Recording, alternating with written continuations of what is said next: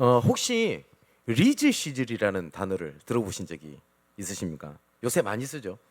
그 리즈 시절이라고 하는 것은 영국에 리즈라고 하는 도시가 있습니다. 거기 보면 리즈 유나이티드라고 하는 축구팀이 있어요. 거기에 앨런 스미스라고 하는 선수가 있었습니다.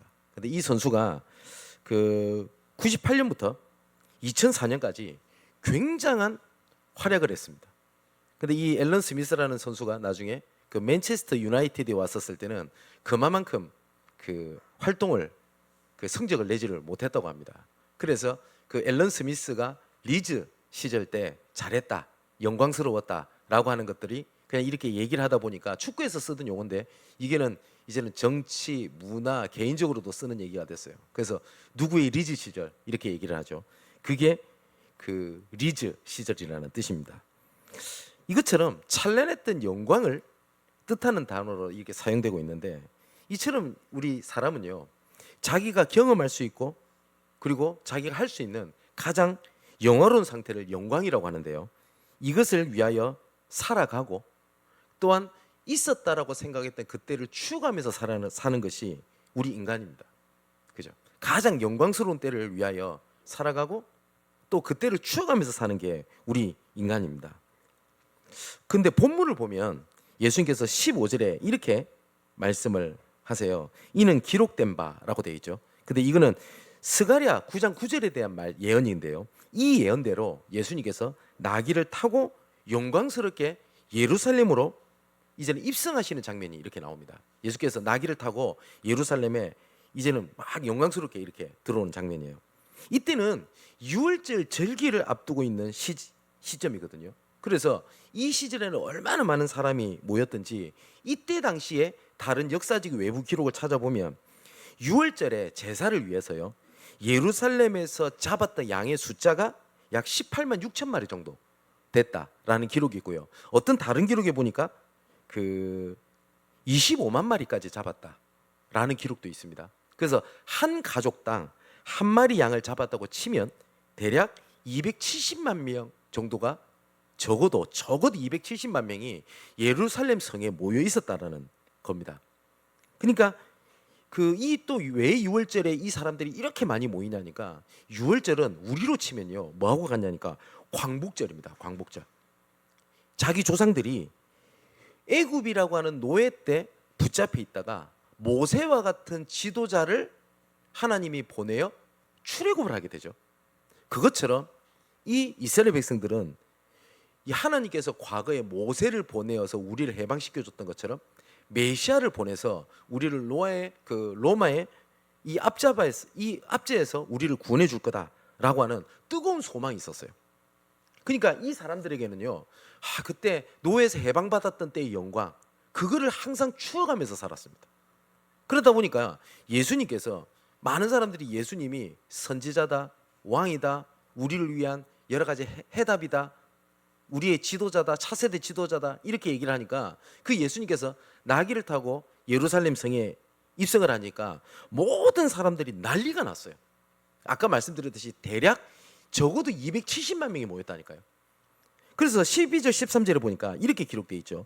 그 이튿날에는 명절에 온 큰 무리가 예수께서 예루살렘으로 오신다는 것을 듣고 종려나무 가지를 가지고 맞으러 나가 외치되 호산나 찬송하리로다. 주의 이름으로 오시는 이 곧 이스라엘 왕이시여 하더라. 이렇게 기록되어 있습니다. 근데 이 상황은 굉장히 그때 당시에 이스라엘 백성들이 예수님에 대한 그 열광은요, 엄청났습니다. 그래서 막 이렇게 외치니까 얼마나 대단했던지요, 예수 그리스도를 인정하지 않는 바리새인도 19절에 보니까 보라 온 세상이 그를 따르는구나 라고 대답할 정도였습니다. 근데 예수님께서 뭐라고 말씀하시죠? 23절에 보니까 인자가 영광을 얻을 때가 왔다라고 대답을 하세요. 이때 많은 백성들이, 이스라엘 백성들이, 제자들까지도 이렇게 생각을 했을 겁니다. 예수께서 3년 동안 조용히 지내시면서 조롱도 받고 핍박도 받고 수모도 견디고 이렇게 숨어서 지내셨는데 이제는 예수님께서 영광을 나타내시고 그 큰 영광을 능력으로 보란 듯이 개선장군처럼 나타나서 로마를 무너뜨리고 우리를 이제 꽃길 인생으로 우리를 이끌겠구나 라고 하는 소망이 엄청나게 불탔어요. 그럴 수밖에 없는 것이 이스라엘 백성들은 구약 성경에서 가장 존경받는 지도자가 모세입니다. 왜냐니까 애굽에서 건져낸 지도자라는 것이 있어요. 이건 구속사적 관점에도 모세는 오실 메시아를 예표하는 인물이기도 합니다. 모세와 같은 지도자가 나타나서 우리를 이끌어 줄 거야. 그래서 우리가 요한복음을 보면서 예수님께 이렇게 얘기하는 장면이 나오죠. 너는 누구의 제자냐? 우리는 모세의 제자라 라고 유대인들이 대답을 하죠. 바리새인들이. 그 이유가 있는 겁니다. 왜냐니까 이스라엘 백성들이 기대하고 원했던 메시아는, 그러니까 쉽게 말하면 복음에 대한 기대가 그런 거였어요. 이제 드디어 꽃핀 인생이 될 거야. 이제 될 거야. 이제 문제 해결이 될 거야 라고 생각을 했던 겁니다. 근데 예수님께서는 내가 이제 영광을 얻을 때가 됐다라고 말씀을 하시면서 24절 25절의 말씀을 보면 이렇게 딴판의 말씀을 얘기하십니다. 내가 이제 영광을 얻을 때가 됐어 라고 말씀하시면서 너무 딴판의 얘기를 하세요. 내가 진실로 진실로 너희에게 이르노니 한 알의 밀이 땅에 떨어져 죽지 아니하면 한 알 그대로 있고 죽으면 많은 열매를 맺느니라. 자기의 생명을 사랑하는 자는 잃어버릴 것이요 이 세상에서 자기의 생명을 미워하는 자는 영생토록 보전하리라. 영광을 얻을 때가 왔다라고 선언하시고 그 다음에는 뭘 얘기하시죠? 내가 죽을 거야 라고 얘기를 하시는 겁니다. 너무 딴판이잖아요. 이제 예수님께서 영광을 얻을 때가 왔어. 이제는 내가 드디어 너희들 로마의 압제에서 건져내고 내가 보란듯이 내가 이제 영광을 받겠다. 이래야 될 거 아닙니까? 근데 예수님께서 드디어 내가 영광을 얻을 때가 왔다라고 말씀하시면서 십자가에 대한 죽음을 말씀을 하십니다. 우리가 보통 어떻게든 끝까지 살아남아야 된다라고 생각을 하죠. 그나마 그게 영광이라고 생각하지 않습니까? 명예. 그러다 보니까 세상에서도요, 세상에서 이기는 사람은 버티는 사람이 이긴다고. 그래서 애들 말로 존버한다 그러잖아요. 버텨야 된다라고 얘기를 하죠. 근데 하나님께서는 하나님의 영광을 나타내시는 방법은 한 알의 밀이 땅에 떨어져서 죽는 것을 통해서 하나님의 영광이 이루어지고 하나님의 나라의 일을 이루신다고 말씀을 하시는 겁니다. 그러니까 우리가 생각하는 영광, 복음에 대한 응답, 복음에 대한 영광이랑 하나님께서 말씀하시는 하나님의 영광, 복음의 영광이 다르다는 겁니다. 우리는 영광을요, 찬란한 명예를 생각을 하는데 예수님의 영광은 십자가의 죽음의 은혜로 영광을 나타내신다고 말씀을 하세요. 근데 이스라엘 백성들이 이해가 안 되는 거예요. 지도자가 와가지고 이끌을 줄 알았는데 갑자기 죽겠다네요. 그런데 예수님께서 죽는 희생이 31절 32절에 보니까 이제 이 세상에 대한 심판이 이르렀으니 이 세상의 임금이 쫓겨나리라. 내가 땅에서 들리면 뭐죠? 죽는다는 말이죠. 죽고 부활하게 되면 모든 사람을 내게로 이끌겠다라고 말씀을 하십니다. 하나님의 영광을 나타내옵소서라고 얘기를 할 때 우리는 내가 정말 고통 가운데 있다가 잘 되고 그래서 하나님께 영광을 받으시고 물론 그게 맞을 수 있습니다. 근데 오늘 예수님께서 하신 말씀의 영광은 우리가 생각하는 거랑 완전히 다르다는 거예요. 그래서 예수님께서 영광을 받으시고 승리하는 것이 뭘 얘기를 말씀하시냐? 내가 십자가에 죽는 게 너희에 향한 영광이다 라고 말씀을 하십니다.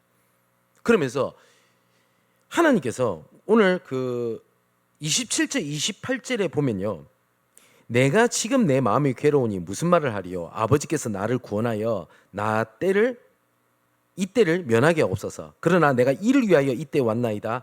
아버지여, 아버지의 이름을 영광스럽게 하옵소서라고 기도하시는데 이 말씀에 하나님께서 대답을 하십니다. 뭐라고 대답을 하시냐? 내가 이미 영광스럽게 하였고 또다시 영광스럽게 하리라 라는 말씀을 음성을 통해서 들려주십니다. 근데 29절에 보니까 곁에서 이 사람들이 그 소리를 다 들었어요. 그러다 보니까 어떤 사람은 천둥이 울었다고 얘기를 하고요, 어떤 사람은 천사가 무슨 말을 한 것 같다 라고 얘기를 하는데 예수님께서 30절에 이렇게 말씀하십니다. 이 소리가 난 것은 나를 위한 것이 아니요 너희를 위한 것이니라. 내가 죽는 게 너희의 영광을 위한 거야. 죽는 것이 영광을 위한 거야 라고 말씀을 하시는 겁니다. 자, 우리가 하나님의 영광을 나타내옵소서, 하나님의 영광이 드러내기를 원합니다 라고 얘기를 하지 않습니까? 어떤 개인, 어떤 교회가 강하고 하나님의 영광을 나타내고 높이는 거냐? 십자가의 은혜로, 십자가의 은혜가 가치를 알기 때문에 여기에 대해서 죽기를 각오한 교회, 개인이라는 겁니다. 요한계시록을 보면 예수 그리스도를 제대로 고백하면 핍박받는 시대가 온다고 분명히 말씀하고 계십니다. 분명히 말씀하고 계세요. 그래서 이런 핍박의 시대가 본격적으로 만일에 돌아오게 된다면 손해를 보면서 십자가의 은혜, 십자가의 길을 걷게 되면 어떤 사람이 가장 먼저 죽게 될 것 같습니까? 응답받는다, 문제 해결 받는다, 믿으면 복 받는다, 그것이 영광이다라는 근거로 믿는 사람들은 분명히 다 떠나가게 될 겁니다. 그죠? 요 비슷한 본문이 요한복음 6장에도 나와요. 수많은 사람들이 예수님을 쫓아다녔어요. 뭐냐면 예수님에 대한 영광을 바랐습니다. 제가 금요일전도학교 때도 말씀드렸듯이 유대인들은 하나님의 나라는 거 열광을 했어요. 왜냐? 하나님의 나라가 이루어질 거야, 행복해질 거야, 이제는 로마의 압제에서 벗어나게 될 거야. 근데 하나님께서 말씀하시는 복음의 내용과 사람들이 붙잡고 있는 복음의 내용이 완전히 다른 겁니다. 그래서 요한복음 6장에도요 수많은 사람들이 예수님을 쫓아다녀요. 예수님이 너무 답답하셨어요. 너희들이 나를 따라오는 것은 나를 믿는 것이 아니라 먹고 배부른 까닭이 아니냐라고 대답을 해요. 너희들이 말씀을 듣고 복음을 믿는다고 하는데 응답될 거야, 치유될 거야, 문제 해결될 거야, 그거 목적으로 따르지 않아? 라고 얘기를 합니다. 그랬더니 이 유대인들이 뭐라고 대답을 하죠? 요때도 모세 얘기를 합니다. 이 사람들이 이해하고 있는 복음, 그리스도에 대한 이해였어요. 우리 조상도 모세를 따라다니면서 만나와 메추라기를 먹었고 결국 해방받았지 않습니까? 라고 질문을 합니다. 여러분, 혹시 우리가 복음을 그렇게 이해하고 있는 건 아닙니까? 그러다 보니 틀린 질문을 계속하게 돼요. 왜 나는 복음을 아는데 안 됩니까? 라는 질문을 계속해요. 그러면 복음 이꼴은 잘 된다라고 하는 공식을 갖고 얘기를 해요. 그러다 보니까 내가 잘 안 되는 이유가 복음을 안 들어서라고 자꾸 생각을 하는 겁니다. 그때도 예수님께서 십자가를 얘기를 하십니다. 그랬더니 수많은 제자들이, 무리라고 기록이 안 돼 있어요. 제자들이라고 합니다. 그럼 제자들이라고 하면 떠오르는 게 있죠. 열심, 악착같이 따라다니고, 지금으로 말하면 말씀 안 놓치고, 잘 듣고 훈련 따라다니고, 그죠? 수많은 제자들이 예수를 떠나가고 다시는 그와 함께 하지 아니하더라. 그때 예수님께서 제자들을 향해서, 12제자죠, 이렇게 얘기합니다. 너희도 저들과 함께 가려냐? 그때 시몬 베드로가 대답합니다. 생명의 말씀이 여기 있사온데 우리가 어디로 가겠습니까? 라고 대답을 해요. 교회는요, 누구를 키워야 되냐? 응답받는 사람, 복받는 사람, 실력 있는 사람을 키워야 되는 것이 아니라 십자가의 은혜 때문에 죽고 십자가의 은혜를 영광을 나타낼 수 있는 순교자를 키워야 돼요. 교회는 응답받는 사람을 만드는 데가 아니라 그리스도 이름 때문에 그리스도 함께 죽을 사람을 키워야 돼요. 그런데 언제부터인지 교회가 응답을 추구하게 됐고요, 문제 해결을 추구하게 됐어요. 그게 복음이라는 시기를 말을 하는 시대가 된 겁니다. 그러면 하나님께서 응답을 안 하신다는 말이냐? 그게 아닌 겁니다. 예수님께서 나를 따르거려든 자기를 부인하고 십자가를 지고 나를 따를 것이니라, 그게 제자라고 말씀하셨어요. 그런데 교회가 점점 어떻게 돼버리냐니까 목적을 상실한 시대가 됐어요. 그래서 뭘요? 영광. 예수 믿었더니 요렇게 잘 됐어, 그거를 드러내는 시대가 됐어요. 그래서 간증자를 세우고 누구를 높이는 걸 보며 봐라, 이 사람이 예수 영접하고 이렇게 변화받았어. 이 사람이 복음 붙잡았던 응답이 됐어. 가정이 변화가 됐어. 그게 목적이 됐어요. 그러다 보니까 듣는 사람은 그거를 동경하고요, 그런 영광을 바라보고 또 말씀에 집중을 하는 겁니다. 근데 예수님은 오늘 뭐라고요? 죽음에 대한 얘기를 하신다고요. 교회 목적이 사라지는 시대가 점점점 도래된 것 같습니다.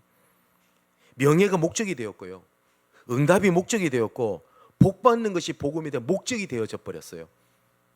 한 알의 밀이 죽어서 열매를 맺겠다고 하는 희생, 복음을 위한 죽음, 십자가의 은혜가 다 상실되어 버렸어요. 그러다 보니까요, 성경적 응답, 성경적 전도라는 것이 곡해되어져 가지고요, 성경적이라는 단어에 가로 열고 뭐가 되어 있냐? 응답, 축복, 뭐가 몰리고 뭐가 일어나고 라는 것이 돼버렸어요. 그게 성경적입니까? 근데 우리는 우리 성경적 전도를 하고 싶습니다 라고 외치는 사람들 중에 상당수가 그거를 바라보고 쫓아다니는 것을 많이 보게 됩니다. 바울은 이 십자가의 은혜, 이 십자가의 영광을 갈라디아 2장 20절에 이렇게 얘기를 합니다. 내가 그리스도 함께 십자가에 못 박혔나니 그런즉 이제는 내가 사는 것이 아니요 오직 내 안에 그리스도께서 사시는 것이라. 이제 내가 육체 가운데 사는 것은 나를 사랑하사 나를 위하여 자기 자신을 버리신 하나님의 아들을 믿는 믿음 안에서 사는 것이라. 쉽게 말해서 십자가에서 죽고 십자가의 은혜, 십자가의 희생을 통하여 십자가의 영광을 나타내는 것을 위하여 살아간다는 겁니다. 그러면 십자가의 은혜, 십자가의 영광을 위하여 살아간다는 게 뭐겠습니까? 여러 가지로 설명할 수 있겠지만 세 가지로 오늘 좀 얘기를 좀 하려고 합니다. 가장 첫 번째는 사람에 대한 죽음입니다. 이게 도대체 무슨 말이냐니까, 사회에서는요, 뛰어난 지도자가 있으면 그 조직은 성공하고 그 조직은 소망이 있다라고 이야기를 합니다. 맞습니다. 회사의 CEO가 누구냐에 따라서 많은 것이 달라집니다. 그게 맞습니다. 근데 그 원리가 교회 안에 들어오면 그때부터 교회는 변질되고 교회는 상실되게 됩니다. 교회는요, 팬덤이 구축되는 그 순간 교회의 본질, 교회의 기능을 완전히 상실하게 돼요. 하나님의 영광과 동일하게 다른 영광이 있는 걸 보고 우상이라고 합니다. 그게 교회 타락입니다.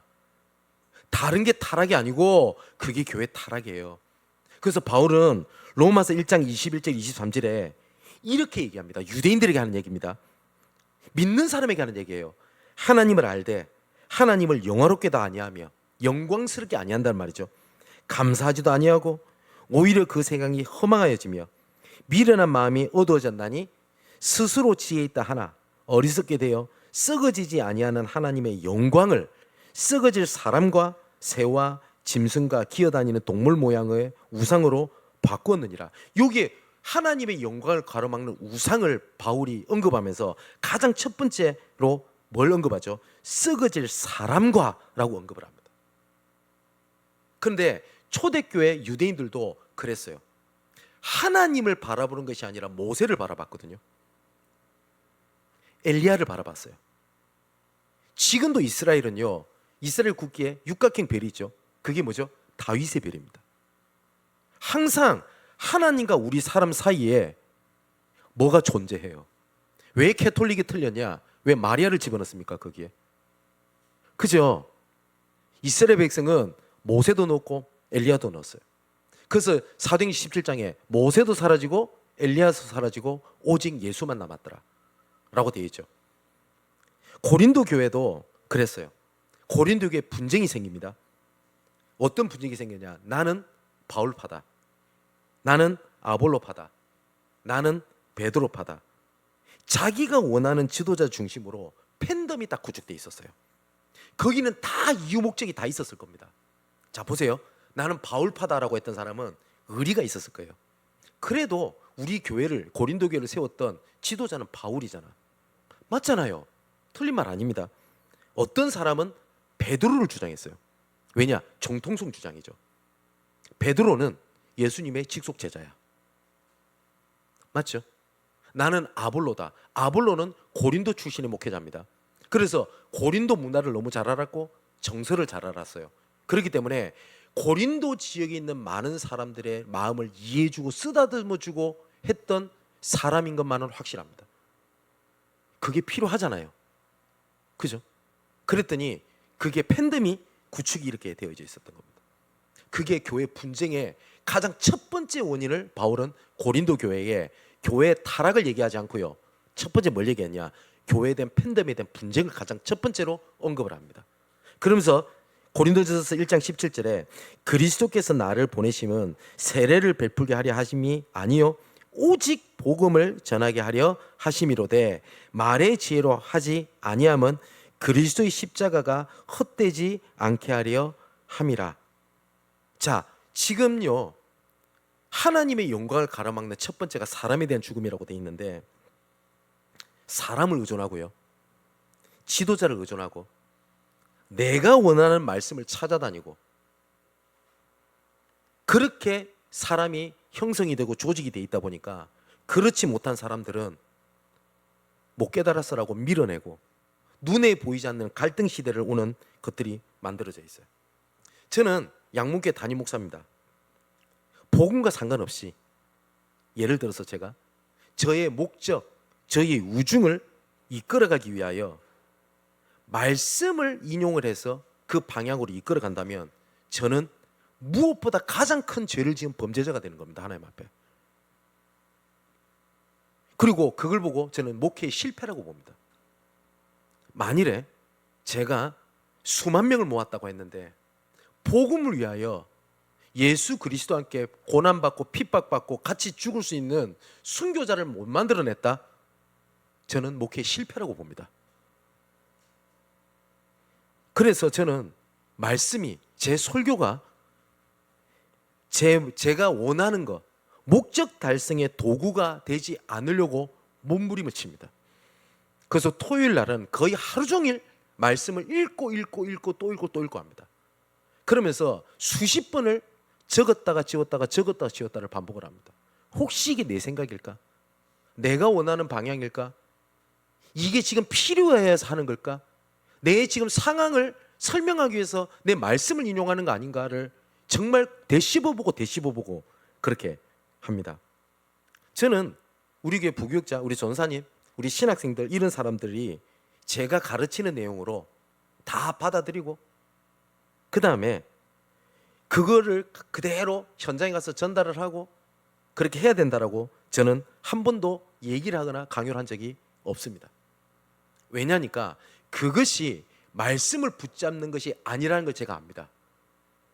하나님과 은혜가 같고요, 방향이 같으면 같은 흐름을 탑니다.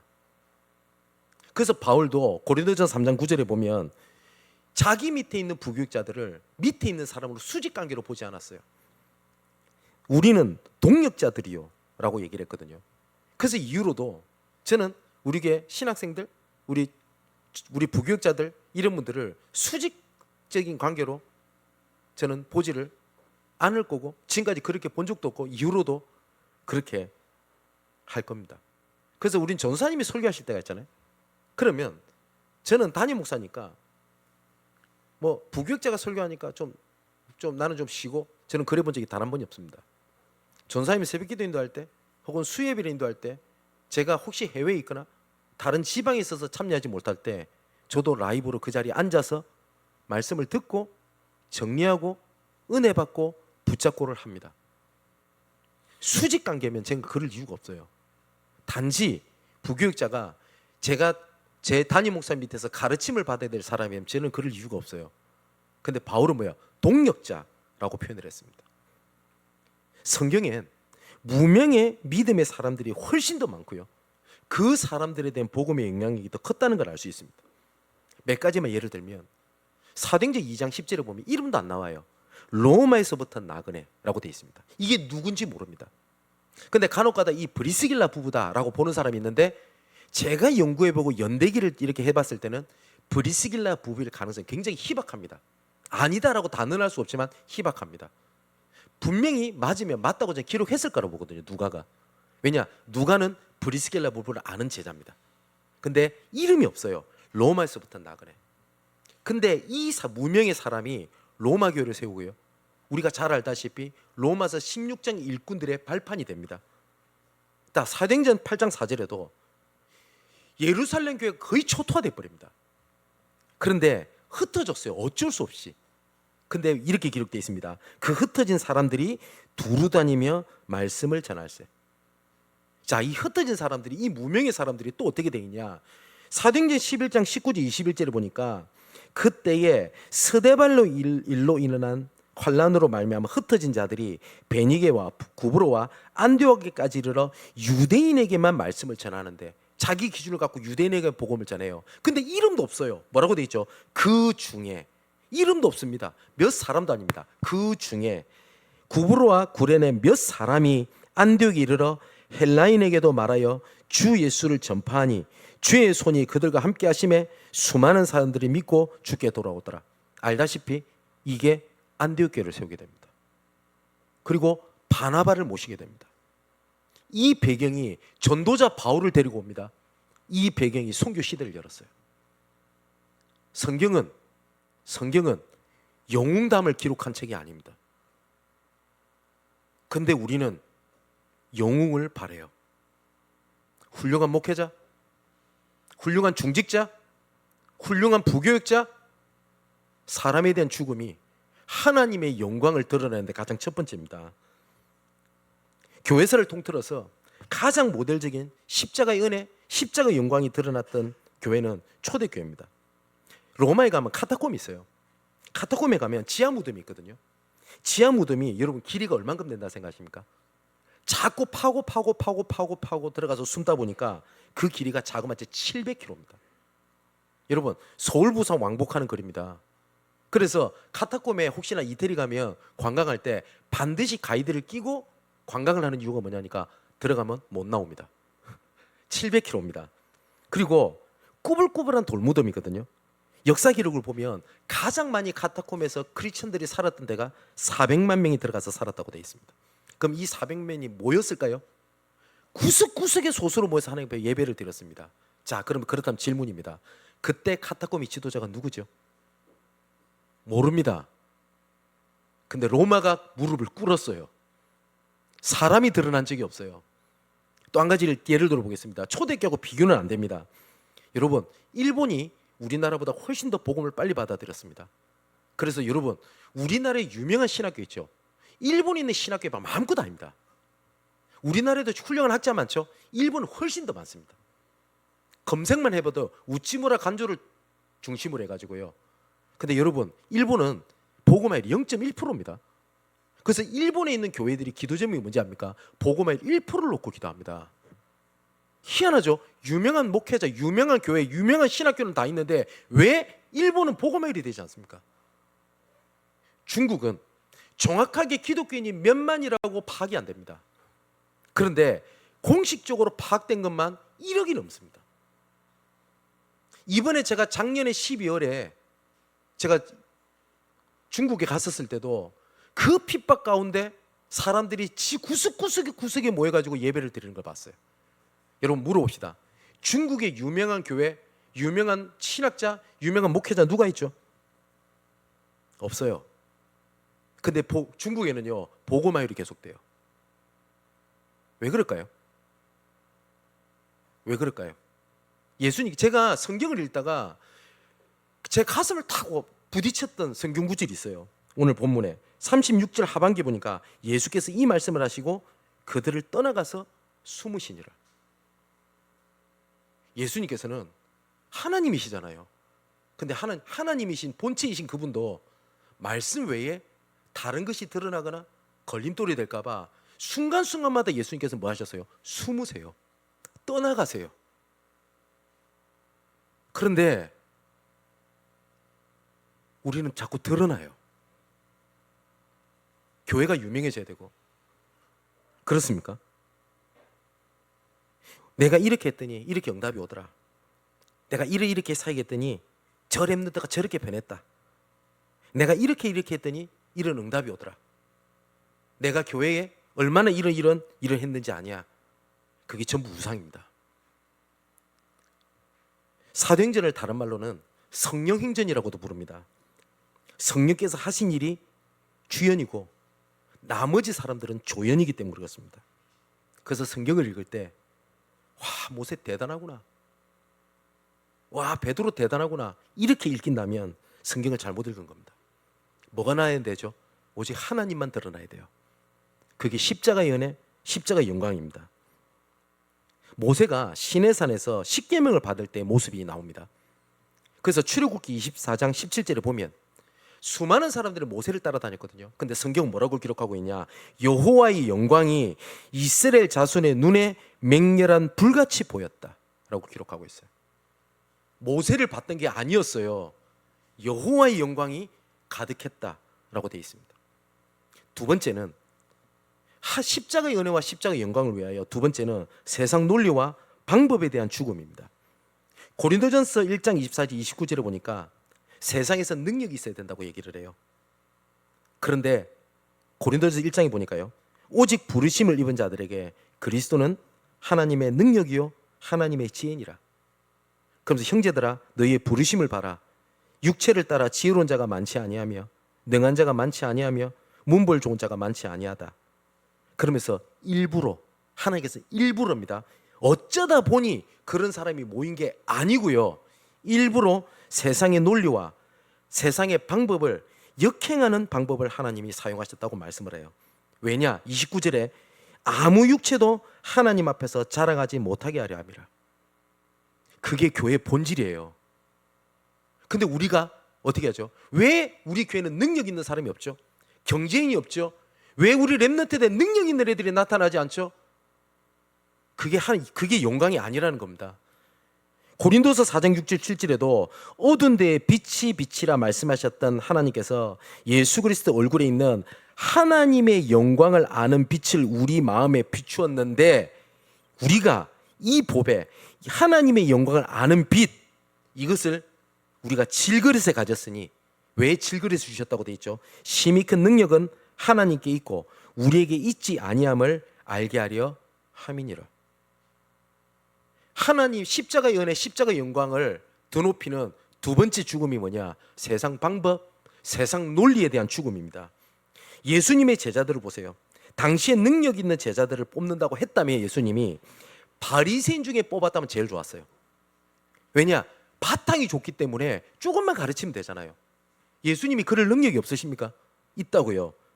이 바리새인들은요, 학문적 지식도 좋았어요. 좋은 배경을 가지고 있었고요, 얼마만큼 도덕적 윤리적이었냐면 하나님의 율법을 하나라도 어기지 않으려고요, 몸부림을 치는 열정도 대단했습니다. 바울도 뭐라고 얘기를 하죠? 내가 율법을 하나도 어기지 아니했고 하나님에 대한 열망이 가득했다라고 얘기하지 않습니까? 근데 예수님은요, 무식한 어부를 불렀고요, 그때 당시에 가장 무시당했던 세리를 제자로 불렀어요. 한마디로 평균 이하의 사람들을 제자로 부르셨어요.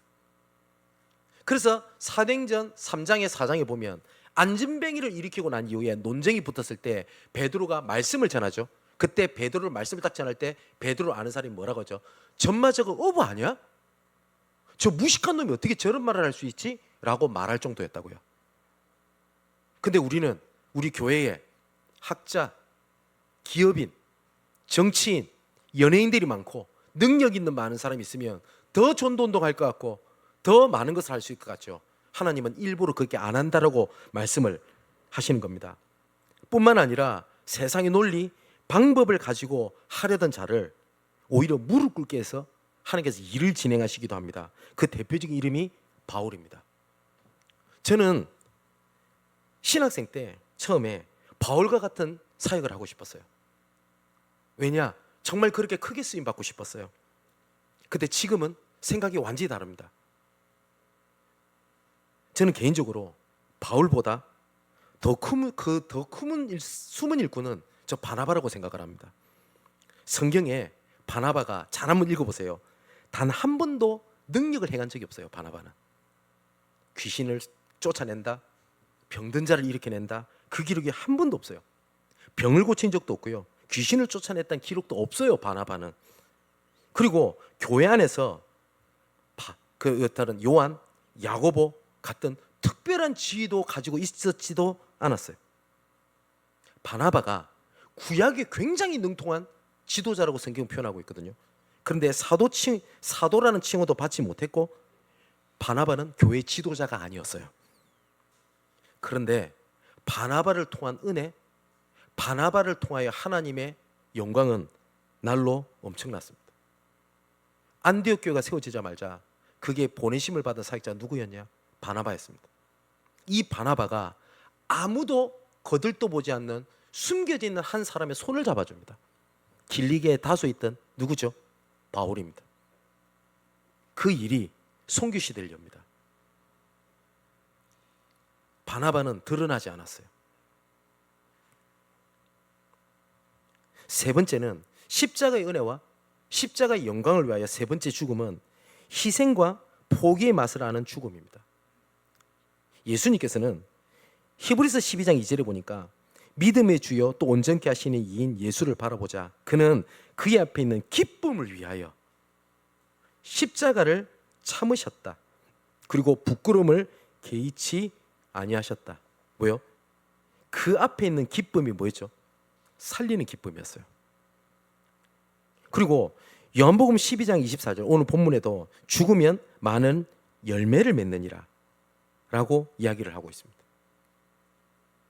그리고 예수님께서 27절에 32절 잘 한번 읽어보세요. 예수님이 편했냐? 그렇지 않았어요.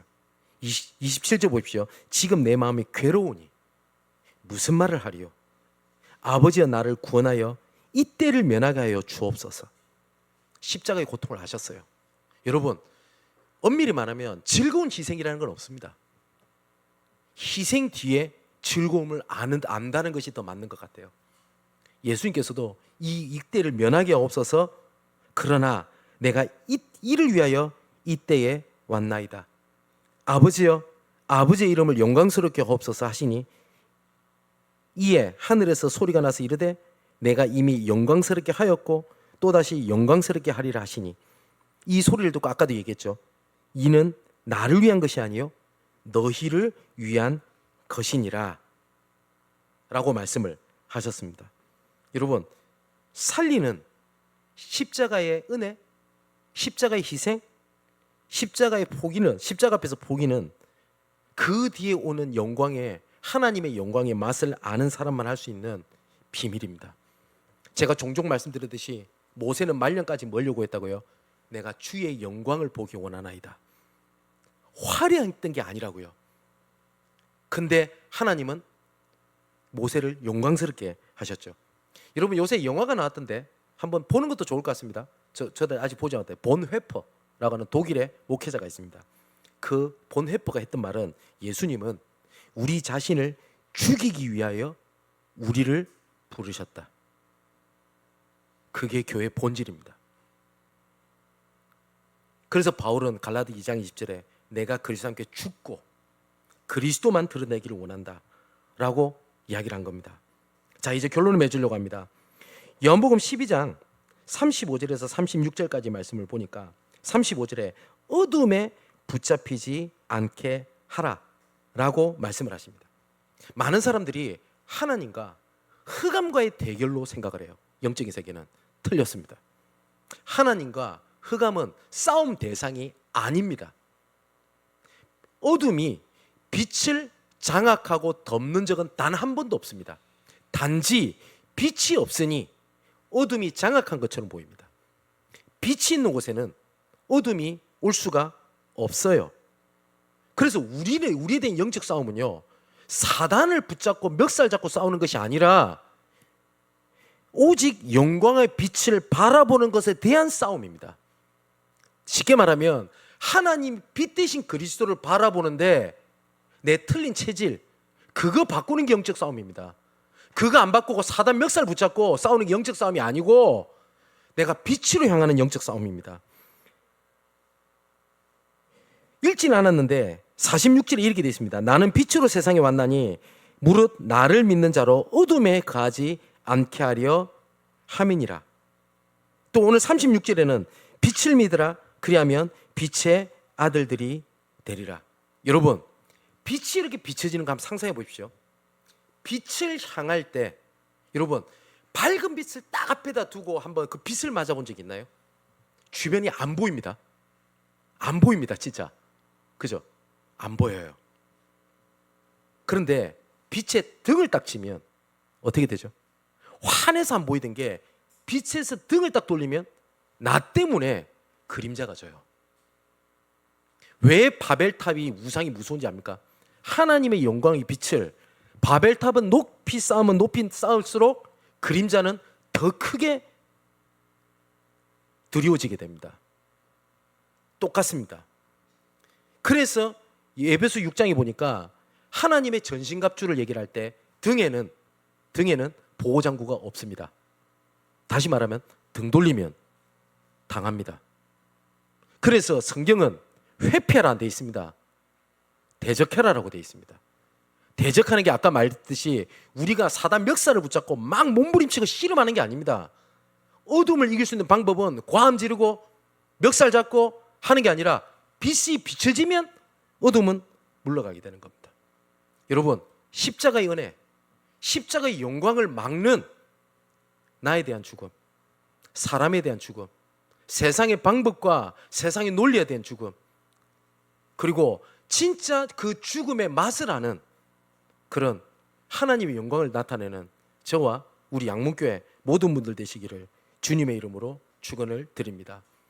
아까 읽었던 것처럼 예수께서 이 말씀을 하시고 그들을 떠나가서 숨으시니라 라고 되어 있습니다. 여러분, 하나님의 영광이 뭘까요? 내가 빨빨거려 살아서 뭘 이뤄내서 하나님의 영광을 드러내겠다? 예수님은 그렇게 하실 수 있었어요. 근데 내가 죽는 게 하나님의 영광이라고 되어 있습니다. 우리 교회는 응답받는 사람이 넘쳤으면 좋겠습니다.